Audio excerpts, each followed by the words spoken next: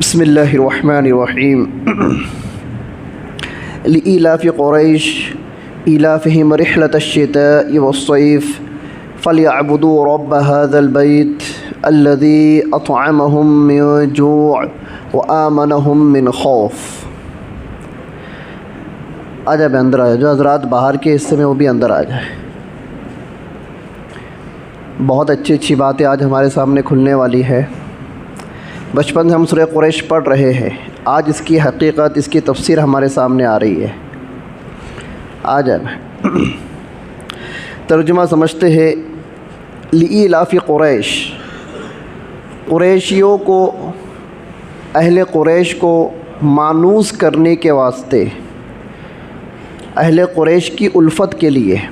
اب یہ ترجمہ ایسا کیوں ہو رہا ہے؟ پہلی آیت ہے اور قریش کو مانوس کرنے کے لیے، جملے سے ایسا لگ رہا ہے کہ اس کا تعلق پیچھے والے جملے سے ہے، تو اس کو سمجھتے ہیں۔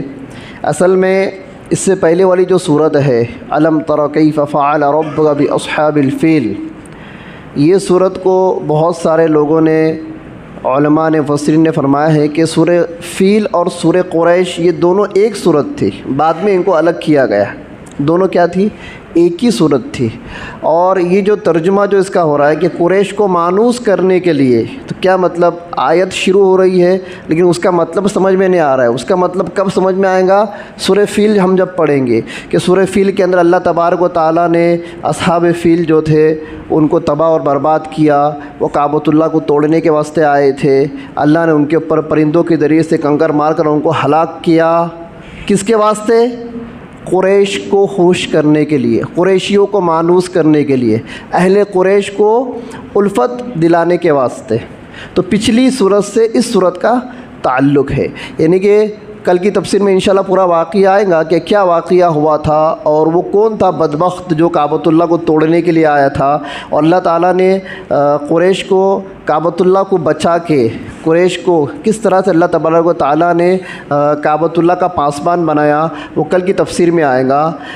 اس آیت کا تعلق پچھلی صورت سے ہے کہ جس طرح سے اللہ تبارک و تعالیٰ نے اہل اصحاب فیل کو، ہاتھی والوں کو ہلاک کیا جو کعبۃ اللہ کو توڑنے کے لیے آئے تھے، یہ سارے کام اللہ تبارک و تعالیٰ نے اس لیے کیے تاکہ قریش خوش ہو جائے۔ لإیلاف قریش، تاکہ قریش مانوس ہو جائے۔ مانوس ہو جائے مطلب اللہ تبارک تعالیٰ کے، یعنی کہ جو گھر ہے جس کو اللہ نے بچایا، اللہ کا گھر ہے، اللہ کے گھر کی وہ کیا کرنے لگے؟ عبادت کرنے لگے، اور اللہ تبارک تعالیٰ کی عبادت کرنے لگے۔ یہ اس کا مطلب ہے۔ اصل میں یہ دونوں صورتیں ایک تھی۔ حضرت عثمان رضی اللہ تعالیٰ عنہ کے زمانے میں حضرت عثمان نے جب قرآن کو جمع کیا، اس وقت جو صحابہ اکرام نے صورتیں لا کر دیے حضرت عثمان رضی اللہ عنہ کو، یہ دونوں صورتیں ایک تھی، سورہ کہف، یہ سورہ فیل اور سورہ قریش۔ پھر حضرت عثمان رضی اللہ عنہ نے اس کو الگ کیا۔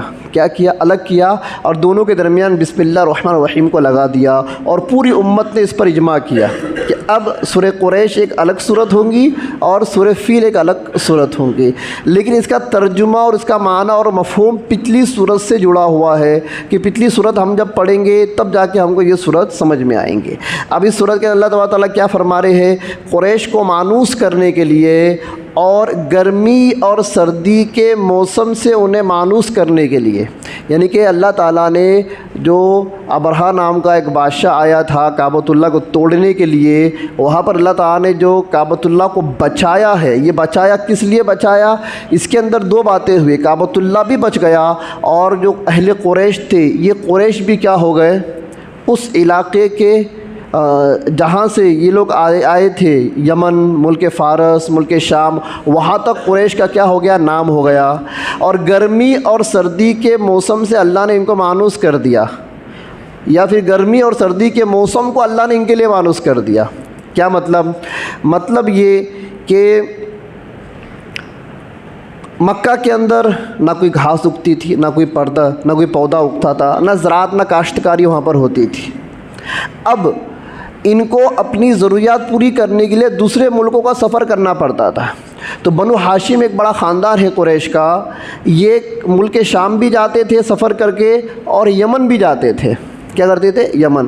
یہاں پر دو لفظ ہے، رحلۃ الشتاء والصیف۔ شتاء کہتے ہیں ٹھنڈی کے موسم کو، اور صیف کہتے ہیں گرمی کے موسم کو۔ گرمی اور سردی کے موسم میں تجارت کرنے کے لیے اللہ تعالیٰ نے قریش کو کیا کر دی؟ راحت دے دی۔ وہ کیسے راحت دی؟ عرب میں جب گرمی ہوتی تھی اس وقت ملک شام کے اندر کیا ہوا کرتی تھی؟ ٹھنڈی ہوا کرتی تھی۔ کیا ہوتی؟ ٹھنڈی ہوتی تھی۔ اور جس وقت عرب میں ٹھنڈی ہوتی تھی اس وقت یمن کے اندر گرمی ہوتی تھی۔ یمن کا علاقہ گرم اور ملک شام کا علاقہ ٹھنڈ ہوتا تھا، تو گرمی کے بجائے ٹھنڈی میں سفر کرنے کو یہ لوگ کیا کرتے تھے؟ پسند کرتے تھے۔ تو اللہ تبارک تعالیٰ نے ایسا سسٹم بنا دیا کہ جب مکہ کے اندر گرمی ہے، عرب کے اندر گرمی ہے، تو وہاں پر کیا ہے؟ ٹھنڈی ہے، اور جب عرب کے اندر ٹھنڈی ہے تو وہاں پر کیا ہے؟ گرمی ہے۔ تو ان کو سفر کرنے میں آسانی ہوتی تھی۔ کیا ہوتی تھی؟ آسانی ہوتی تھی، اور سفر کرنے کا مقصد ہوتا تھا مال تجارت کو جمع کرنا۔ کیا کرنا؟ مال تجارت کو۔ اب مکہ کو سمجھتے ہیں۔ مکہ ایک ایسا شہر تھا، مکہ کیا پورا عرب ایک ایسا شہر تھا کہ یہاں پر کاشتکاری نہیں ہوتی تھی، تو ضروری یہ تھا کہ اہل عرب کیا کرے؟ باہر جا کر اپنا غلہ اور اپنی تجارت کا سامان کیا کرے؟ حاصل کرے، تاکہ ضروریات کی چیزیں ان کو مل سکے۔ اب اللہ تبارک و تعالیٰ نے ہاتھی والوں سے جب کعبۃ اللہ کو بچایا تو پورے ملکوں کے اندر قریش کا کیا ہوا؟ چرچا ہوا کہ جس کعبے کو اللہ تبارک تعالیٰ نے چھوٹے پرندوں سے کنکر مار کر ہلاک کیا تھا، اس کعبے کے پاسبان کون ہے؟ قریش ہے۔ کون ہے؟ قریش ہے۔ اور قریش کی مدد اللہ نے فرمائی۔ کس نے فرمائی؟ اللہ نے فرمائی۔ اس بات کے چرچے ہو گئے ملکوں کے اندر۔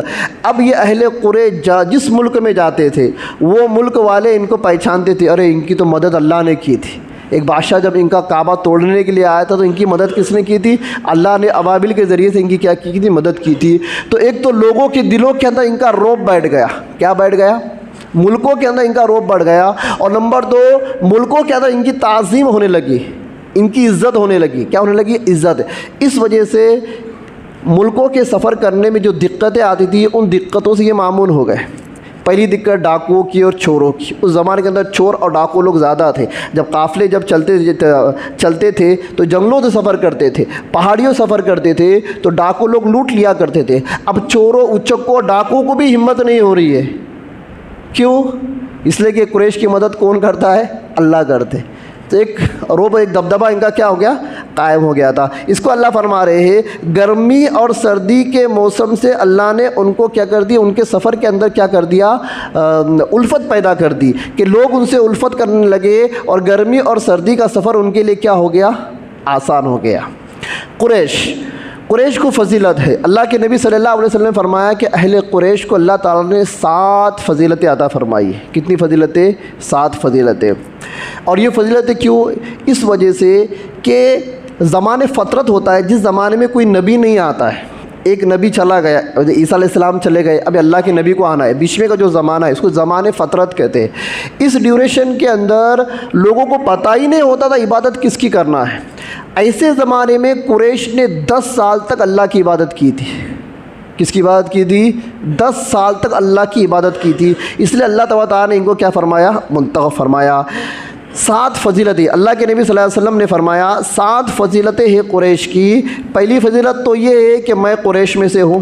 اللہ کے نبی محمد صلی اللہ علیہ وسلم کا قریش خاندان سے ہونا، یہ قریش کی کیا ہے؟ سب سے بڑی فضیلت ہے۔ دوسری فضیلت یہ ہے کہ قریش کے اندر نبوت، کہ اللہ تعالیٰ نے پوری دنیا کے اندر، اور پوری دنیا میں سے عرب، اور عرب کے اندر کتنے بڑے بڑے خاندان ہوں گے، ان خاندانوں میں سے کس کو چنا نبوت کے لیے؟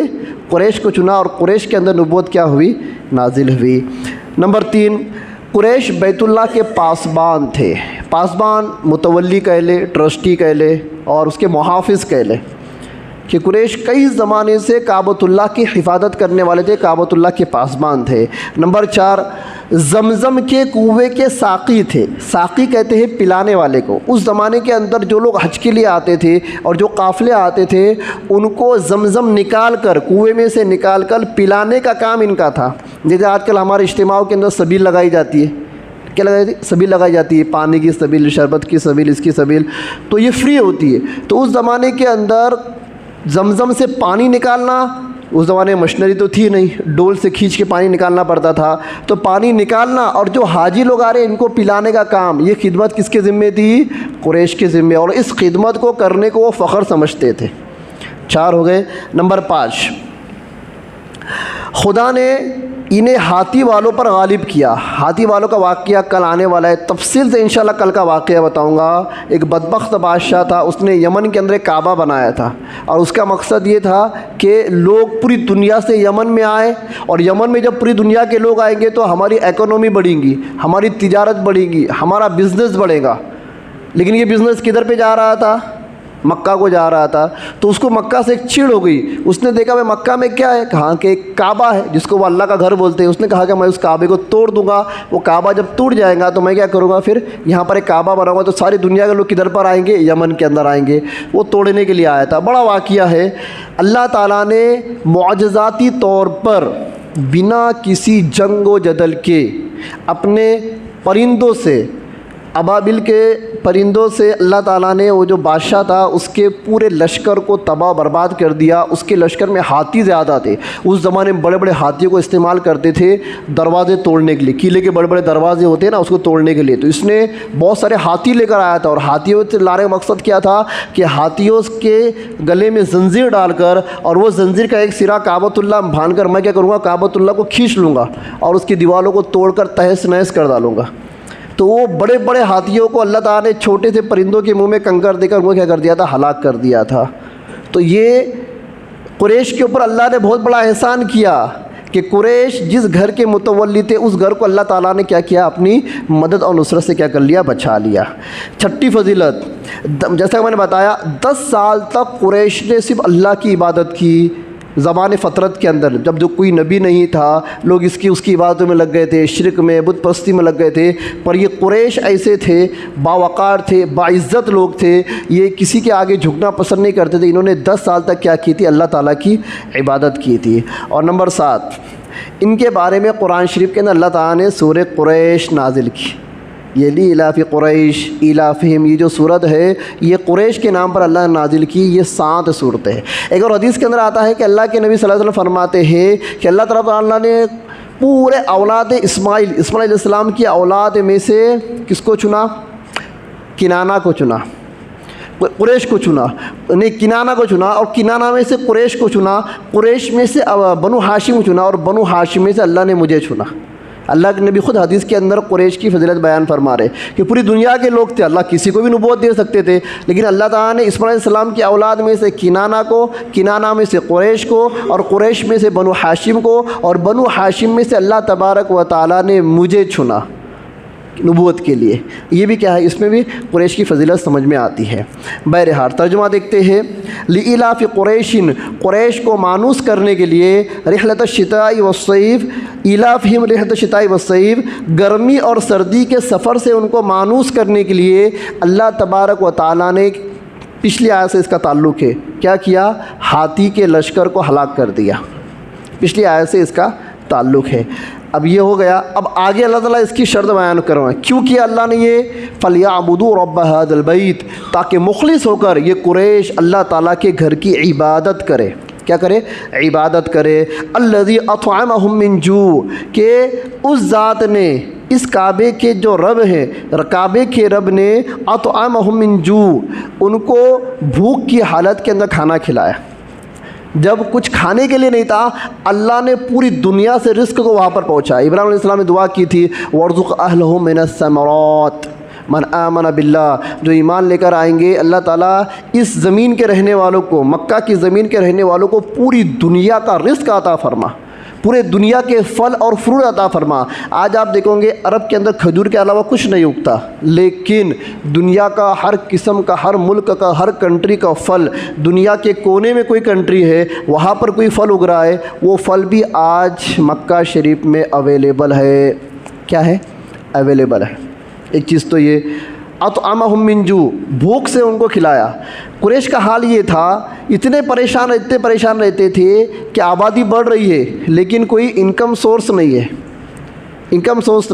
اب ان کو سفر کرنا پڑتا تھا ملک شام، پھر سفر کرنا پڑتا تھا یمن، یمن جاتے تھے، ملک شام جاتے تھے، جو بھی ضرورت کی چیزیں ہے، کپڑا ہے، کھانے پینے کی چیزیں ہے، اناج ہے، وہاں سے یہ لے کر آتے تھے اور مکہ میں بیچتے تھے، اور بیچنے کے بعد لوگوں کی ضروریات کیا ہوتی تھی؟ پوری ہوتی تھی۔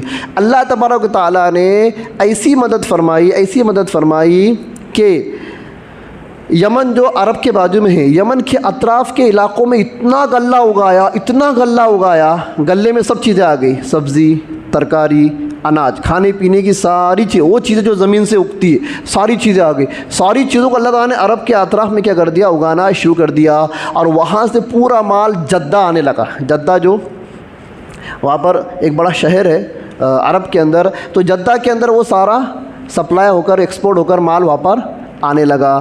اب اہل مکہ کو جانا پڑتا تھا یمن، ملک شام۔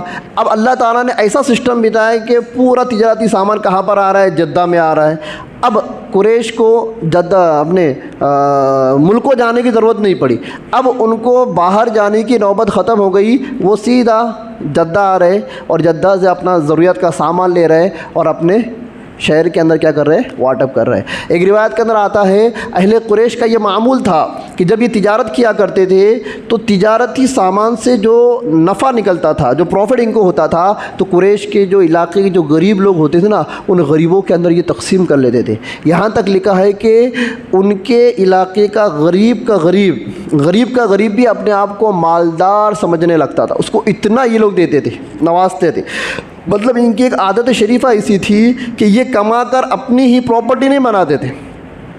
جیسے آج کچھ سماج کے لوگ ہیں، بھورا سماجی لوگ ہیں، دیکھیں گے آپ ان کو کہ یہ لوگ جو بھی ان کی کمائی ہوتی ہے کیا کرتے ہیں؟ فنڈ نکالتے ہیں، اور فنڈ نکال کر یہ کیا کرتے ہیں؟ اپنے لوگوں کو کیا کرتے ہیں؟ فنڈنگ کرتے ہیں اور لوگوں کو اوپر لے کر آتے ہیں۔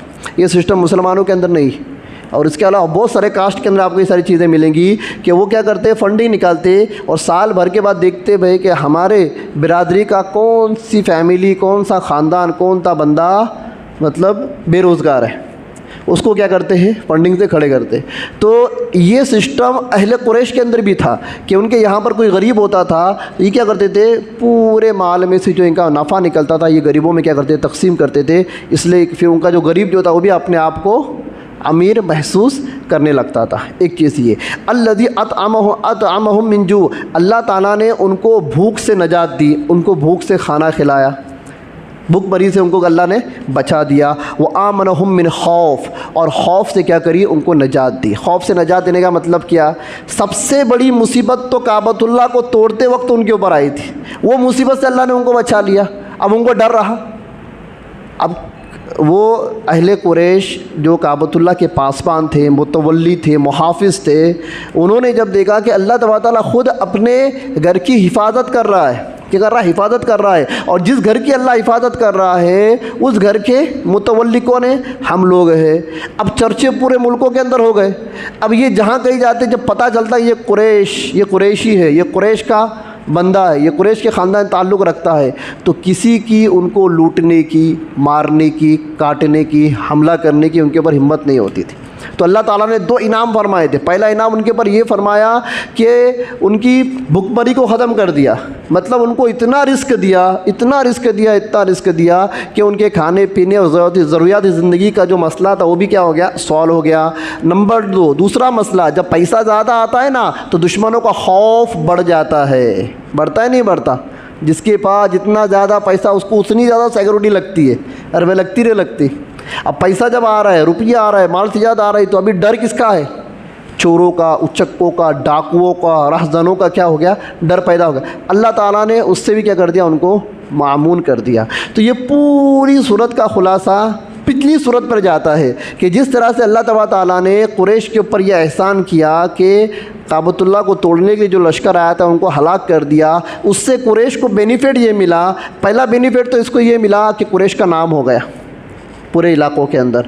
نمبر 2، ان کے سفر کیا ہو گئے؟ آسان ہو گئے، اور جب یہ سفر میں جانا شروع ہو گئے تو ان کی آؤ بھگت اور ان کی خاطر کیا ہو گئی؟ شروع ہو گئی۔ اور تیسرا بینیفٹ ان کو یہ ملا کہ ملکوں سے اللہ تبارک تعالیٰ نے ہر قسم کا پھل، ہر قسم کا غلہ ان کے شہروں تک اللہ نے کیا کر دیا؟ پہنچا دیا۔ اب جب اتنا بڑا احسان اللہ نے ان کے اوپر کیا، اب حق کیا بنتا ہے؟ اللہ تعالیٰ فرما رہے فَلْيَعْبُدُوا رَبَّ هَذَا الْبَيْتِ، مخلص ہو کر اب تم کیا کرو؟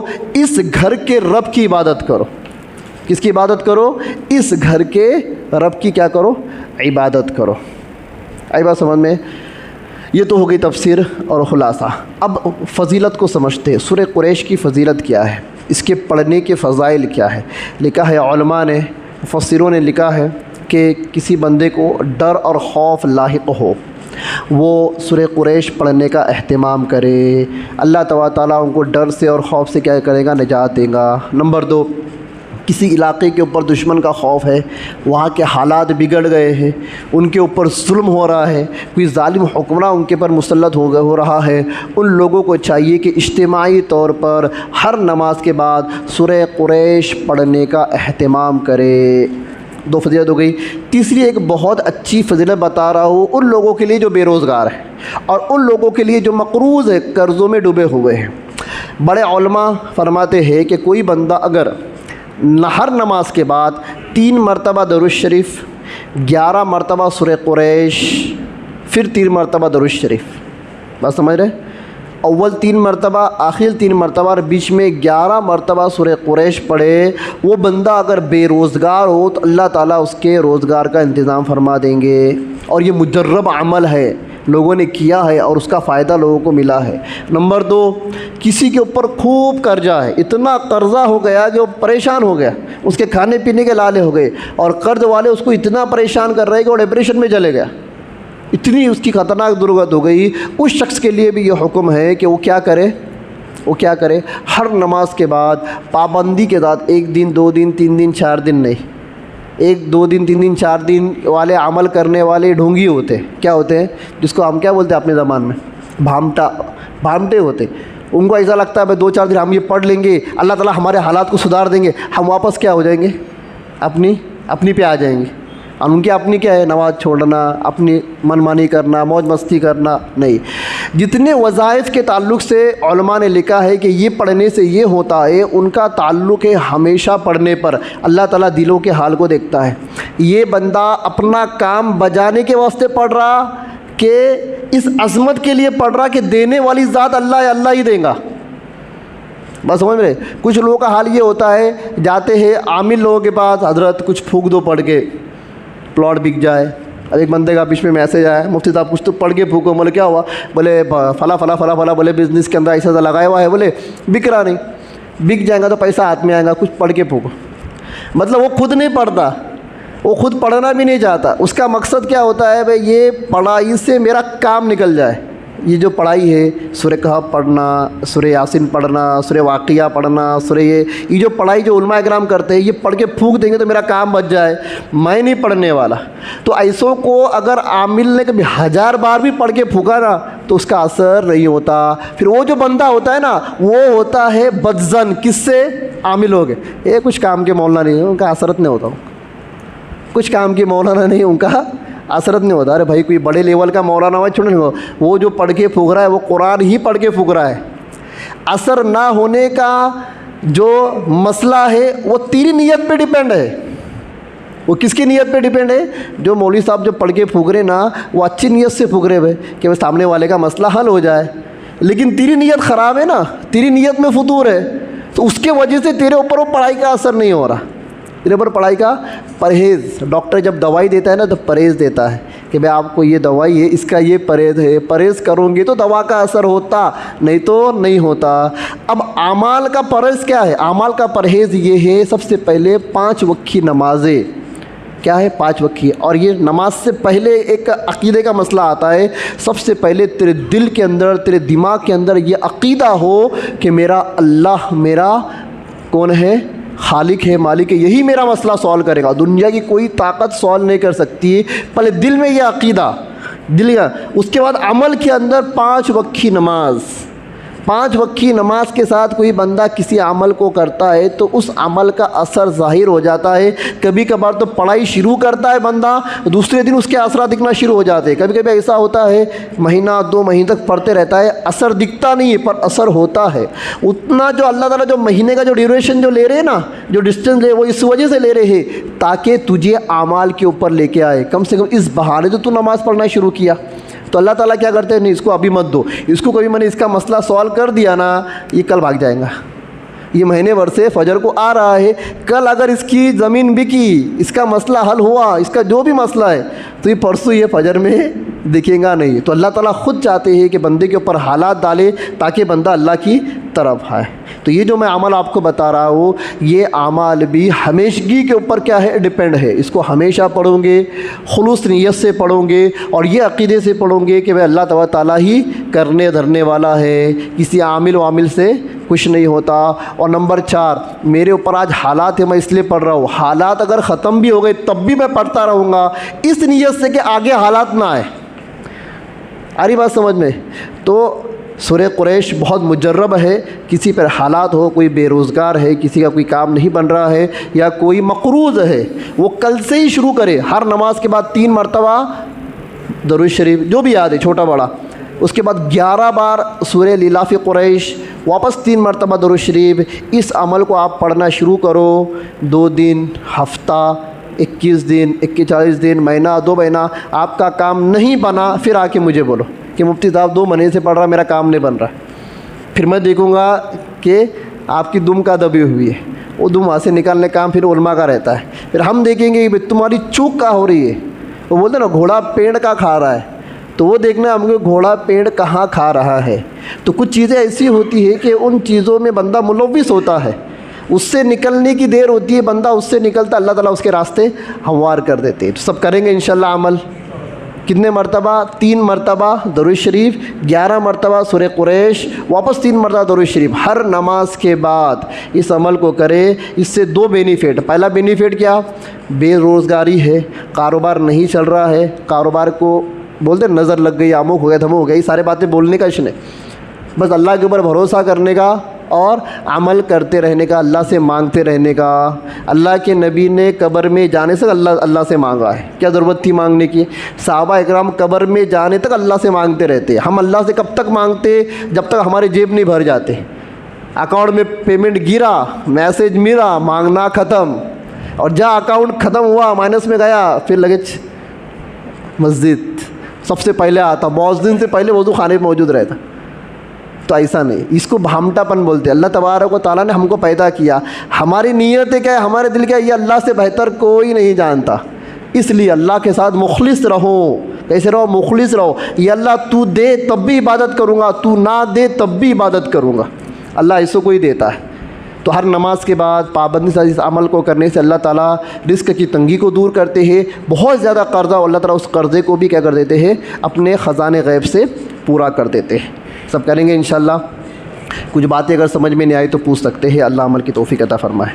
دعا پڑھ لے بے سبحان اللہ و بحمدہ، سبحانک اللہم و بحمدک، نشہد ان لا الہ الا انت، نستغفرک و نتوب الیک۔